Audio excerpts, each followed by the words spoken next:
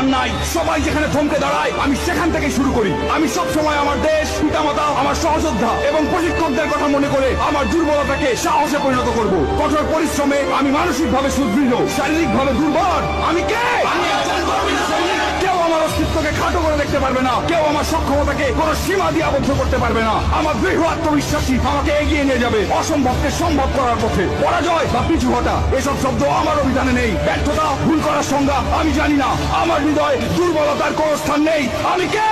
আমি একজন গর্বিত সৈনিক। আমার সাথে আমার সহযোদ্ধারা আছে। ঘাম, রক্ত আর অশ্রু বিসর্জন দিয়ে জীবন বাজি রেখে তারা আমার পাশে থাকবে। আমি কখনোই তাদের শত্রুর সামনে মাথা নিচু হতে দেব না। আমি হাসি মুখে যুদ্ধক্ষেত্রে ঝাঁপিয়ে পড়বো। যুদ্ধক্ষেত্রে আমার উপস্থিতি হবে আক্রমণাত্মক এবং হিংস্র।